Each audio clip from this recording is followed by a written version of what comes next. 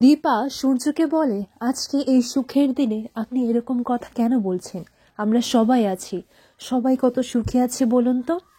এরপর এইদিকেই বিক্রম বলে, আচ্ছা এবার এখন একটু নাচা গানা হবে নাকি? তখন সাক্ষ্য স্যার বলেন, না না ওসব হবে না, কিন্তু হ্যাঁ আমি গানের ব্যবস্থা করে রেখেছি, আমি আরিয়ানদেরকে ডেকেছি। এরপর দেখা যায় আরিয়ান এবং তার ব্যান্ড সেখানে চলে আসে। তারা আসলে সোনা আর রূপা বলে যে, এ কি, আরো আজকে নতুন লোকজন দেখতে পাচ্ছি যে, ও কে? তখন আরিয়ান বলে, এরা আমাদের গ্রুপের মেম্বার, আর ও হচ্ছে আমাদের গ্রুপের মেইন ফিমেল সিঙ্গার। তখন সেই মেয়েটি বলে যে, সিঙ্গার কেন বলছো? আমি তো তোমার গার্লফ্রেন্ড। এটা শুনে সোনা আর রূপা বলে যে, কি? পর তারা সবাই হাসতে লাগে। তখন আরিয়ান বলে, হ্যাঁ আসলে জয়ী আমাকে 10 বছরের সময় দিয়েছিল, কিন্তু আমি 10 বছর তো কি, আমি 10 দিনও পারলাম না। আমি আঙ্কেল আন্টিকে কংগ্রেচুলেশন জানাচ্ছি, সত্যি এদেরকে হ্যাটস অফ। এদের মতো ভালোবাসা আজকাল তো দেখাই যায় না। সূর্য মনে মনে বলে যে, দীপার জন্য 10 বছর কি, আমি 10 জন্মও অপেক্ষা করতে রাজি আছি।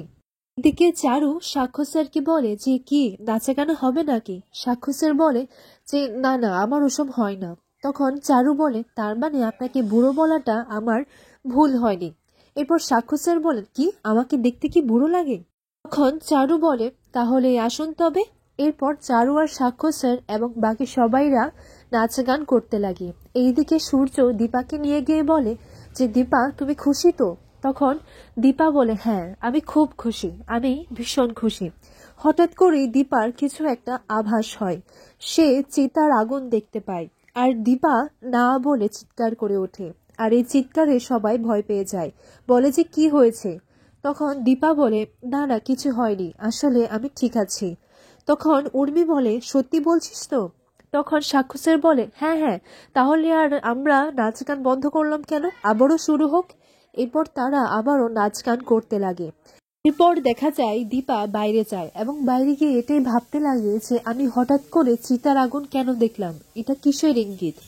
এরপর হঠাৎ করে পেছন ফিরে তাকালে দীপা সেই বুড়িমাকে দেখতে পায়, যে বুড়িমা আগেও ভবিষ্যৎবাণী করে বলেছিল যে সব কিছু ভেসে যাবে। দীপা সেই বুড়িমাকে দেখে ভয় পেয়ে যায়, বলে যে এত বছর বাদে আপনি এখানে কেন এলেন? এরপর সেই বুড়িমা বলে যে সব কিছু জ্বলে পড়ে ছাই হয়ে যাবে। আর এই কথাটা শুনে দীপা ভয় পেয়ে যায় এবং চিৎকার করে ওঠে, না। তখন সেখানে চারু এসে বলে, এসছি, তুমি এখানে কি করছো? তখন দীপা চারুকে বলে, আমি তোমার কাছ থেকে সবকিছু কেড়ে নিয়েছি হয়তো, তাই না চারু? এরপর চারু বলে, তুমি এসব কথা কেন বলছো? আর আমি তো ঠিক আছি। চারু বলে, তুমি ভয় পাচ্ছ কেন? আর তোমার যে শত্রু ওই নিষ্কা, সে তো আর নেই, তাহলে তুমি চিন্তা করছো কেন? তখন দীপা বলে, আমার যদি কিছু হয়ে যায় তাহলে যে করেই হোক আমার দুটো মেয়েকে তুমি দেখো, ওদেরকে একা করে দিও না। এইদিকে রূপাও কিছু একটা আভাস করতে লাগে। হঠাৎ করেই দেখে যে রূপার আশেপাশে কেউ নেই, সে সবাইকে কোথাও খুঁজে পাচ্ছিল না। আর তখন রূপাও মা বলে চিৎকার করে ওঠে। আর তখন সবাই রূপাকে জিজ্ঞাসা করে যে কি হয়েছে।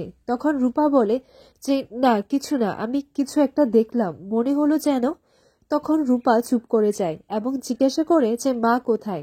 তখন সবাই দীপাকে খুঁজতে লাগে। এরপরে চারু দীপাকে নিয়ে চলে আসে, বলে যে, বাবা এসেস, এই তো আমি তোমার বউকে নিয়ে এসেছি।